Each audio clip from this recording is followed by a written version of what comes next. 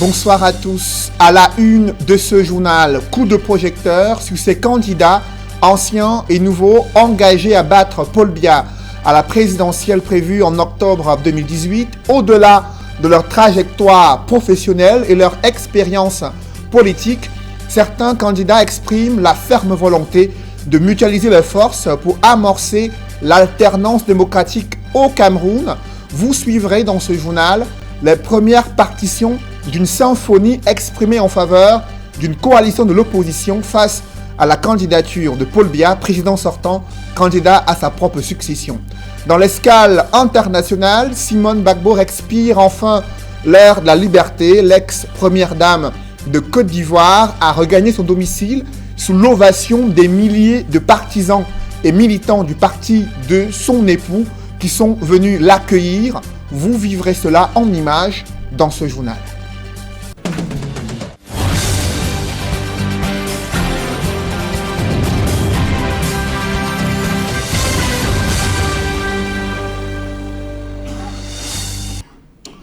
Merci de suivre cette édition complète de l'information sur Equinox Télévision. Adamou Ndamjoya et Garga Aman-Adji sont considérés comme les gardiens du temple parmi les 8 challengers de Paul Biya à cette élection présidentielle. Candidats depuis 1992 et 2004, les leaders de l'UDC et l'ADD sont des vieux briscards de la politique qui sont encore engagés à battre le président sortant, candidat à sa propre succession, durant ce scrutin prévu le 7 octobre 2018. Évocation avec Élisée Bogba et Ike Cyril. Des 8 challengers de Paul Biya à la présidentielle du 7 octobre 2018, Garga Aman-Adji et Adamou Ndamjoya font office de vieux briscards. Âgés de 74 et 76 ans respectivement, Garga Aman-Adji, né le 27 janvier 1944, et Adamou Ndamjoya, né le 8 mai 1942, sont de la même génération. Ils ont tous les deux travaillé sous les deux régimes de Ahidjo et Paul Biya. Au plan administratif par exemple, Garga Aman-Adji a été entre autres DAG adjoint du ministère des Finances de 1971 à 1972, ministre de la fonction publique et du contrôle supérieur de l'État du 7 novembre 1990 au 27 août 1992, date à laquelle il démissionne du gouvernement. Tout premier directeur de l'Institut des Relations Internationales du Cameroun, IRIC, de 1972 à 1975, Adamou Ndamjoya pour sa part a été entre autres vice-ministre des Relations extérieures en 1975, ministre de l'Éducation nationale en 1977, ministre délégué à la présidence de la République chargé de l'inspection de l'État et de la réforme administrative de 1980 à 1982 lorsqu'il est limogé du gouvernement. Au plan politique, Garga Aman-Adji est incarcéré à la prison centrale de Kondengui au lendemain du coup d'État du 6 avril 1984. Il sera par la suite blanchi et libéré de prison, son implication dans le putsch manqué n'ayant pas été prouvée. À la faveur du retour au multipartisme, le natif de l'extrême nord crée l'Alliance pour la démocratie et le développement, ADD, en 1991. La même année, Adamou Ndamjoya crée l'Union démocratique du Cameroun, UDC. La première présidentielle de l'ère multipartiste se tient en 1992. Adamou Ndamjoya est candidat, tandis que Garga Aman-Adji fait alliance avec Ni John Frunzi, dont il devient directeur de campagne. Le leader de l'ADD et celui de l'UDC font partie des hommes politiques qui boycottent l'élection présidentielle de 1997. Mais depuis 2004, ils ont toujours été candidats. Le 7 octobre 2018, Garga Aman-Adji en sera à la 3e tentative, alors que Adamou Ndamjoya en sera à la 4e. Quelle est la trajectoire professionnelle et l'expérience politique des autres candidats qui s'engagent pour la première fois dans cette course pour la présidentielle d'octobre 2018? Élément de réponse avec Éric Martial Ndjomo. L'idée d'une coalition semble encore loin de prendre corps, mais chacun de ces néophytes de la présidentielle croit en ses chances et surtout dispose d'atouts importants pour une élection, eux qui présentent des trajectoires différentes. Maurice Kamto, né le 14 février 1954 à Bafoussam, est diplômé de plusieurs universités camerounaises et françaises, agrégé des facultés françaises de droit, Il a, de façon considérable, contribué juridiquement à la victoire du Cameroun dans le litige frontalier portant sur la presqu'île de Bakassi. Membre du gouvernement et notamment ministre délégué auprès du ministre de la Justice dès 2004, il décide de jeter l'éponge en novembre 2011 pour prendre la tête en 2012 du mouvement pour la renaissance du Cameroun. Pour la première fois, il est engagé dans la course pour la présidentielle après son échec lors des législatives de 2013. Joshua Osina Bangui avait quant à lui plus de réussite lors de ces législatives de 2013. Premier anglophone élu député dans le Vouri, il est un passionné d'aviation dès sa tendre enfance. Âgé de 49 ans puisque né le 9 décembre 1968 à Kumba, dans le département de la Mémé, région du Sud-Ouest, il a été investi par le SDF le 24 février 2018 à Bamenda lors d'un congrès historique. Militant depuis une vingtaine d'années du Social Democratic Front, il a assez vite gravi les échelons au sein du parti dans lequel il occupe aujourd'hui le poste de premier vice-président. Son bilinguisme parfait est présenté comme un atout, tout comme l'implantation nationale de son parti et l'effervescence autour de cette candidature jeune après les multiples tentatives infructueuses de Nidjon Frondi. Aker Mouna est ancien bâtonnier et ancien président de l'Union panafricaine des avocats. Il a défendu à plusieurs reprises et avec succès le Cameroun dans de nombreux litiges en tant qu'avocat. Vice-président durant de nombreuses années de Transparency International, il jouit d'un important aura international. Septième d'une fratrie de 8, il a été investi il y a quelques semaines par le Front populaire pour le développement dans la course pour Itoudi. Sa candidature a été portée par le mouvement baptisé NAO, visant le changement au Cameroun. Né le 29 mars 1980, Cabral Libi Lingué est issu d'une famille descendante de nationalistes. Candidat du parti Univers que préside le professeur Prosper Kouvondo, cet universitaire, fin analyste politique, lance en 2017 l'opération 11 millions d'inscrits en vue de la présidentielle de 2018. Si le succès de l'opération est relatif, l'on note la vague populaire de sympathie qu'elle a suscité au point de déboucher sur cette candidature la plus jeune en lice. Amoureux de lecture, il se fait appeler à dessein par ses followers le Macron camerounais. Avec tout juste quelques mois de plus en termes d'âge, Serge Espoir Matomba, né le 30 septembre 1979 à Douala, vise lui aussi le fauteuil présidentiel. Investi par le PURS, le Peuple uni pour la rénovation sociale, le 10 juin 2018, il peut se targuer d'être déjà un élu de la nation, lui qui est conseiller municipal à la mairie d'arrondissement de Douala 4 depuis 2013. Son parti le PURS brandit à ce jour un chiffre de 600 000 adhérents à son actif, parti créé en 2010. À 39 ans, Franklin Afanu Ndifo, pasteur du Kinship International Ministries, brave une épreuve impensable il y a quelques mois encore pour lui. Le candidat le moins connu parmi ceux en course a créé son parti politique au mois de mai 2018. Le Cameroun National Citizens Movement a investi Franklin Afanu Ndifo suite, dit-il, à une vision divine, lui qui a pour leitmotiv le retour de la paix au Cameroun. Au lendemain de la publication de la liste des candidats retenus à cette élection présidentielle, une symphonie en faveur d'une coalition de l'opposition résonne encore plus fort. Joshua Ossi, Maurice Kamto, Serge Espoir Matomba, Aker Mouna et Cabral Libi expriment leur ferme volonté de mutualiser les forces pour amorcer une alternance démocratique. Chacun avec ses mots se sont exprimés sur les réseaux sociaux. Nos reporters Cabral, Donald, Brice Kamgan et Raphaël Dipanda ont pu capter ces réactions de ces candidats à l'élection présidentielle. Reportage.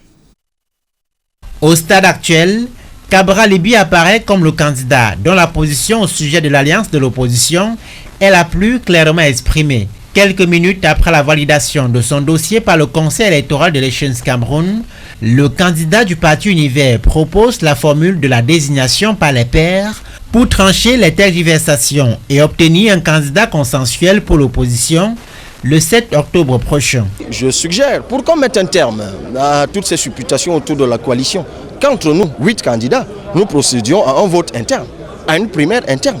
Chacun prend un bout de papier, il écrit le nom du candidat autre que lui qu'il pense qu'il peut être le leader de cette coalition. Si jamais c'est fait, celui qui sort de là, nous le soutenons tous, nous nous battons pour qu'il soit élu.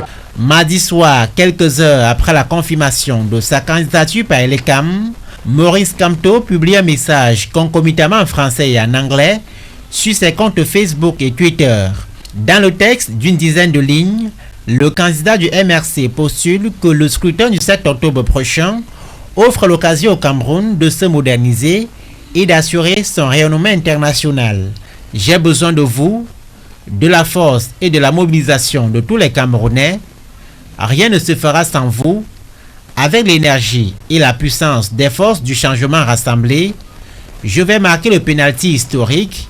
Mon pied ne tremblera pas, conclut le président du MRC. Toujours mardi, quelques heures après la sortie de l'ECAM, Joshua aussi rappelait le combat du Social Democratic Front pour des élections libres et transparentes au Cameroun. En français et en anglais sur ses comptes Facebook et Twitter, le candidat du SDF s'est dit prêt à assurer sa victoire et celle du peuple pour une nouvelle ère au Cameroun au soir du 7 octobre prochain. Ce travail se fera dans l'union des forces du changement, un rassemblement de ceux qui ne prétendent pas mendier la paix, mais prêts à agir pour cette dernière, écrit le vice-président candidat qui est particulièrement actif avec ses followers. Sur Twitter comme sur Facebook, Maître Akeremouna estime que le peuple a la priorité. Celui-ci réclame la coalition, écrit le candidat du Front populaire pour le développement, qui invite les autres leaders lui avec à construire la mutualisation des forces de l'opposition. Dans le reste de l'actualité, ils vivent un véritable calvaire, notamment les Camerounais usagers et patients qui souhaitent se rendre à l'hôpital général de Douala. Là-bas, la route est impraticable dans le 5e arrondissement de Douala depuis 3 ans. L'état des routes ne cesse de se dégrader. Rien n'est fait jusqu'ici. Pourtant, usagers, transporteurs éprouvent de sérieuses difficultés. Le coût économique est important, mais aussi les conditions de transport des malades vers cet hôpital et d'autres hôpitaux publics sont également préoccupants. Reportage avec Innocent Abega et Xavier Foka.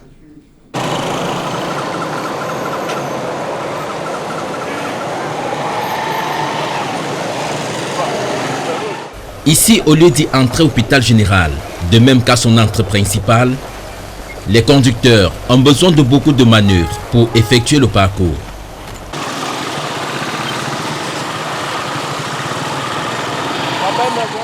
Le temps mis pour circuler sur cette route en état de dégradation avancée entraîne des conséquences aussi bien sur les activités des transporteurs que sur la vie des patients qui se rendent à l'hôpital. Maintenant, on ne comprend même plus. La route est devenue mauvaise, tout est cassé, ça casse les voitures, on ne sait même pas. Sinon, vraiment, pour ne pas vous mentir, l'état de la route est vraiment très mauvaise. On ne s'en sort même plus. Les clients se plaignent, nous-mêmes les chauffeurs, on n'arrive même plus à s'en sortir parce qu'après chaque 3-4 jours, on est au garage, les amortisseurs, et l'état de la route, vraiment, c'est... Et les clients se plaignent. Regardez quand même vous-même l'état de la route de l'hôpital général. Ça ne fait pas peut-être 2 à 3 jours, il y a un maman qui est décédé là dans la voiture parce que la voiture était bouchée. Et sur l'urgence, arrivait là-bas au carrefour, elle ne pouvait plus, la route était complètement, il y avait l'embouteillage. Depuis 3 années au moins, cette route qui dessert d'une part l'hôpital de district de la cité des Palmiers et d'autre part l'hôpital général de Douala est dans un piteux état. Malgré la mise sur pied depuis 2016 du plan d'urgence triennal pour l'accélération de la croissance économique, cette route qui mène dans l'un des hôpitaux de référence de Douala est un parcours du combattant pour les usagers. C'est l'endroit qui tend depuis Cité des Palmiers jusqu'à l'hôpital général, c'est l'endroit jusqu'à Bonamoussadi, parcours Vitra. Cet endroit, c'est depuis 3 ans que cet endroit est comme ça. Cette route est complètement gâtée. À quelques centaines de mètres de là, nous sommes à la montée Cité des Palmiers. Le calvaire des usagers est le même sur cette route qui conduit pourtant à l'hôpital de district de la Cité des Palmiers. L'inaction des pouvoirs publics a amené les riverains à rambler les nids de poules avec des vieux pneus. Quelque chose doit donc être fait pour limiter les multiples conséquences. Il y a un gros choquet devant le tas que ça ne vaut pas la peine.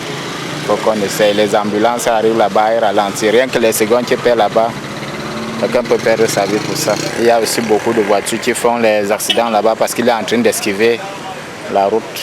Des routes dans des états pareils, on en trouve dans toute la ville de Douala. Le coarinate, réintroduit dans le circuit des médicaments au Cameroun, cet antipaludéen était en quarantaine depuis le mois de février 2018 à la suite de 3 décès suspects enregistrés à Yaoundé après les investigations menées par le laboratoire national de contrôle des médicaments, ce qui a révélé que ce produit ne représente aucun danger pour la santé des Camerounais, selon le ministre de la Santé publique. Des précisions avec Joël Essengue et Marcelin Gansop. Il y a finalement eu plus de peur que de mal. Le coarinate retrouve les officines de pharmacie pour continuer à traiter le paludisme. C'est un communiqué de presse et une lettre circulaire signée respectivement les 16 et 23 juillet dernier par le ministre de la Santé publique. André Mamafouda procède notamment à la levée de quarantaine qui frappait le coarinate depuis le début de l'année, à la suite d'incidents graves survenus chez certains malades qui avaient pris des médicaments, parmi lesquels le coarinate comprimé pour enfants. Mais les investigations et analyses prescrites par le gouvernement ont évacué toute incrimination de ce produit. Avant même de la mise en quarantaine de coarinate, il avait été établi par l'ordre des pharmaciens qui s'est regroupé de manière urgente que coarinate n'était pas à l'origine du décès de l'enfant à la Fondation Chantal Biya. Et le ministre, dans son communiqué rendu public en janvier 2018, a établi que le décès de l'enfant à la Fondation ainsi que ceux occurrus au mois de décembre n'étaient pas dus à coarinate et que c'était dû à un méningocoque, donc une bactérie qui est très virulente en saison, surtout en saison sèche. Le mauvais vent a donc cessé de souffler, non sans rappeler qu'au commencement, il y a une liste publiée sur les réseaux sociaux et contenant une quarantaine d'antipaludéens qui auraient été retirés du marché européen. En fin d'année passée, le ministre de la Santé a sorti un communiqué qui a mis de l'ordre sur cette affaire, notamment en montrant clairement qu'en 2006, il y a eu le retrait ou alors la suspension des monothérapies pour le traitement du paludisme sur le marché. Et les réseaux sociaux, les internautes ont pris cela et ont amplifié en ajoutant d'autres médicaments qui sont utilisés, des combinaisons à base d'ACT qui sont utilisées pour le traitement du paludisme. Et le ministre a établi la vérité sur cette affaire en sortant une note en février de cette année. La levée de quarantaine et la réhabilitation du coarinate offrent un spectre élargi de traitement du paludisme, une maladie qui fait des ravages au Cameroun et notamment chez les enfants. Qu'il s'agisse de ce médicament ou d'un autre, le ministre de la Santé publique invite les populations à toujours se référer aux conseils et prescriptions des professionnels de la santé avant toute acquisition de médicaments, que ce soit dans les officines de pharmacie que dans les pharmacies des formations sanitaires agréées. Des magistrats et officiers de police judiciaire bientôt à la barre, c'est du moins ce qui ressort de la mise en place d'une commission d'indemnisation des victimes de garde à vue et détention provisoire abusive. Les membres de cette commission ont pris fonction à Yaoundé. Cette structure pourrait-elle mettre fin à l'impunité observée au sein du corps judiciaire à Yaoundé? Élément de réponse avec Élisée Borba et Aïk Cyril. Le pas à l'aide. Les membres de la commission d'indemnisation des victimes de garde à vue et détention provisoire abusive font leur entrée dans la salle d'audience de la Cour suprême à Yaoundé.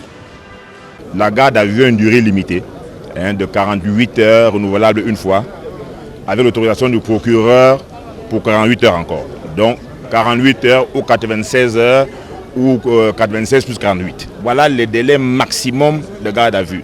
Vous êtes bien témoin que nous sommes en général largement au-delà. L'audience ordinaire consacrée à l'installation et l'entrée en matière des membres de la commission plonge la justice camerounaise dans une nouvelle ère.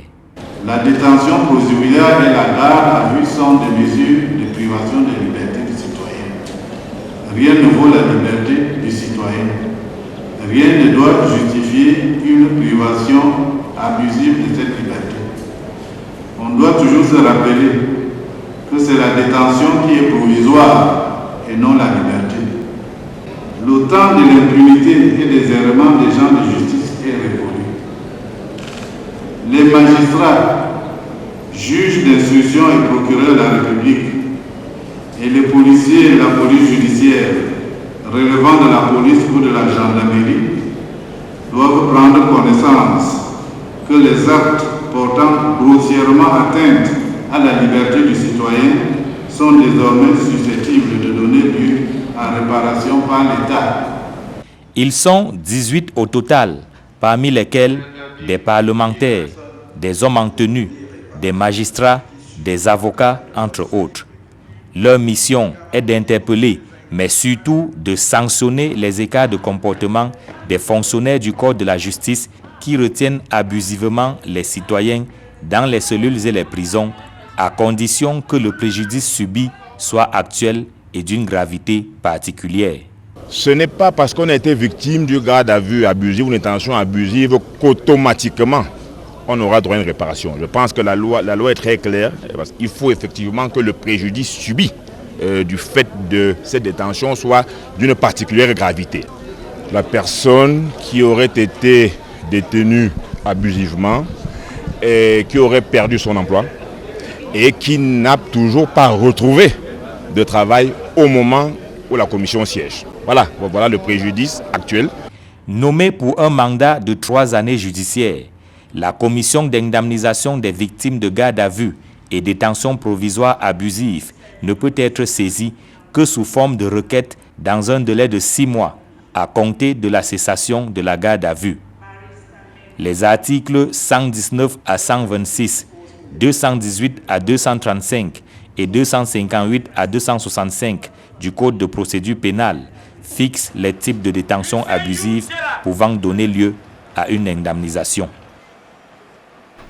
Alors que la classe politique et l'opinion publique sont divisées au sujet de la libération des personnes interpellées dans le cadre de la crise anglophone, le porte-parole de la conférence générale anglophone de Buea a l'invité politique d'une grande émission à suivre juste après Equinox Soir, à suivre sur Equinox Télévision. Simon Monzou, porte-parole de la conférence générale anglophone, est l'invité de l'émission La Vérité en face à suivre autour de 21h sur Equinox Télévision, émission présentée ce soir par Duval Fangwa.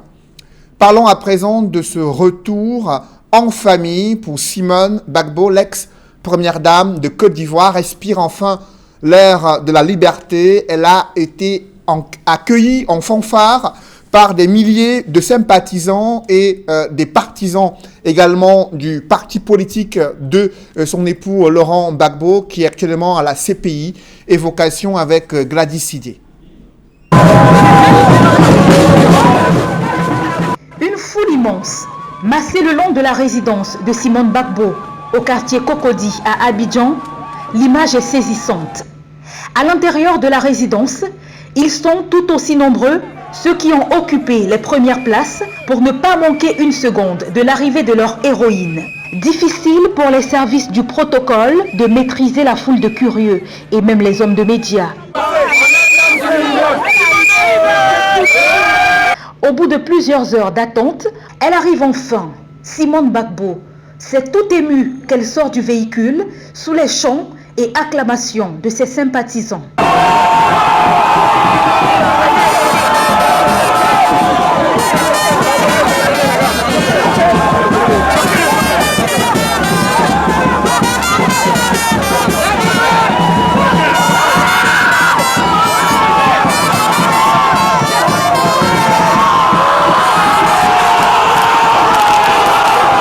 En dehors de sa famille, de nombreuses personnalités ont fait le déplacement pour vivre ce moment historique.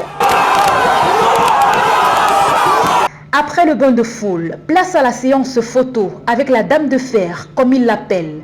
L'ancien ministre Lida Kwasi, qui a lui aussi bénéficié de l'amnistie du président Ouattara, s'est immédiatement rendu à la résidence de Simone Gbagbo.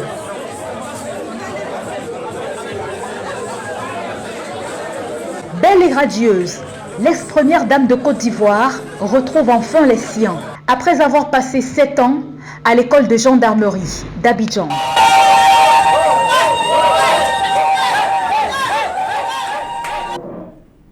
Après l'amnistie, le ministère ivoirien de la Justice annonce qu'il va procéder au dégel des comptes bancaires des personnes libérées en Côte d'Ivoire. En République démocratique du Congo, le président Joseph Kabila a dévoilé le nom du candidat de sa plateforme pour la prochaine élection présidentielle. Il s'agit d'Emmanuel Ramazani Chadari, jusqu'ici secrétaire permanent du parti au pouvoir, présenté comme un cacique de la majorité présidentielle au Congo. Il a été ancien vice-premier ministre et ministre chargé de l'Intérieur. Un public reportage dans ce journal, plus de 300 jeunes au service du rajeunissement de la force de production du cacao. Ils ont reçu le parchemin de fonds de formation en marge de l'ouverture de la 6e édition du Festi Cacao du côté de Yaoundé. Reportage. Dans cette salle, plus de 300 jeunes qui portent désormais sur leurs épaules l'avenir de la filière cacao. Ils font partie de la 2e cuvée du programme New Generation du Conseil interprofessionnel du cacao et du café. Aujourd'hui, nous avons 351 jeunes. Au départ, il faut le rappeler, ils étaient 562. Nous n'avons plus que 351 parce qu'il y a eu entre-temps des désistements, des cas de décès, mais surtout des cas de radiation. Parce qu'en fin de compte, ce que l'interprofession vise, c'est l'excellence. Ce n'est pas primer ou primer, mais c'est primer vraiment les personnes qui le méritent. Des jeunes suffisamment outillés pour donner à la filière la force dont elle a besoin, dans le contexte actuel marqué par le vieillissement du verger et des producteurs. Actuellement, j'ai 2 hectares que j'ai mis en place avec une pépinière.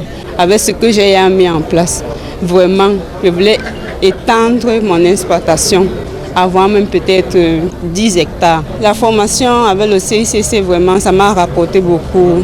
L'entrepreneuriat, comment conduire une pépinière d'abord, un champ de cacaoyer, jusqu'à même comment est-ce que récolter, stocker, avoir de bonnes fèves pour pouvoir écouler le produit au niveau même mondial. Actuellement, dans mon champ, j'ai 3 hectares de cacao.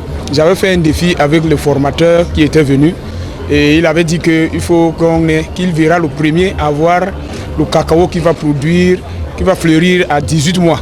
Heureusement, dans notre groupe, mon champ a été le premier champ qui a fleuri à 18 mois. C'est donc une nouvelle dynamique que le CICC insuffle à la filière à travers le programme New Generation, vieux de 5 ans, et dont l'objectif, au-delà de la formation, est de faire de ces jeunes de véritables entrepreneurs agricoles. Nous devons persévérer dans cette direction parce que quand on a lancé l'opération New Generation, j'avoue qu'on ne savait pas ce que ça allait donner. On voit aujourd'hui que les jeunes sont intéressés. Comme vous le savez, nos producteurs ont déjà un certain âge. Il fallait renouveler. Nous n'allons pas les laisser parce qu'ils sont sortis de l'école. Nous allons continuer à les aider, à leur montrer la voie, même s'ils ont déjà pratiqué en créant leur propre plantation. Je crois qu'il faut maintenir le cap. En présidant la remise des attestations, le ministre du Commerce n'a pas manqué de saluer l'heureuse initiative du CICC, non sans inviter les nouveaux lauréats à tirer avantage de la formation reçue afin de relever la filière cacao. Cette mue est à inscrire au crédit et par-delà les hautes orientations du gouvernement, au crédit du CICC à travers son programme New Generation et au crédit des jeunes de plus en plus nombreux qui adhèrent à ce programme. Chers jeunes du programme New Generation, le gouvernement vous félicite et vous encourage à persévérer et aller jusqu'au bout. Roland Kouemen, ancien président mondial de la Jeune Chambre internationale, est allé dans le même sens à travers sa communication dont le thème portait sur la motivation et l'engagement pour le changement. Faire la cacaoculture autrement. L'édition 2018 de Festi Cacao se tient dans un contexte marqué par le relèvement des cours après le temps mort des 2 dernières années. Comme quoi, après la pluie, vient le beau temps. Mesdames, messieurs, c'est la fin de ce journal. Merci de l'avoir suivi. Juste après cette édition de 20h, Serge Alain Autou et ses invités font le débrief du journal. Serge Alain. Voilà, Cédric Noufélé, Simone et Yves Bagbo libérés au terme de 7 années de détention en Côte d'Ivoire. Vous l'avez dit et vous avez vu ce reportage, cet accueil qui lui a été réservé durant cette journée en Côte d'Ivoire, mais aussi une autre mesure de décrispation qui a été prise par le gouvernement ivoirien, celui du dégel des comptes bancaires de ces personnes qui ont bénéficié de l'amnistie de la part du président Alassane Dramane Ouattara. Et Joseph Kabila Kabange qui décide de dévoiler enfin son dauphin. Le dauphin qui est choisi parmi les caciques du régime présidentiel en République démocratique du Congo. C'est un ancien vice-premier ministre, ministre de l'Intérieur. D'aucuns le présentent comme une personnalité congolaise qui est sous le coup des sanctions de l'Union européenne. Vous le savez, plusieurs autorités congolaises ne peuvent plus se rendre à l'étranger. Certaines d'entre elles ont vu leurs avoirs être gelés à la suite d'un certain nombre d'abus et d'actions critiquées par la communauté internationale. Et c'est lui qui a été choisi pour être le candidat de la coalition du pouvoir congolais durant l'élection présidentielle qui est prévue au mois de décembre 2018 dans ce pays des Grands Lacs. Serge Alain. Bonne soirée à vous, Cédric Noufélé. Je vous souhaite une bonne soirée également à vous.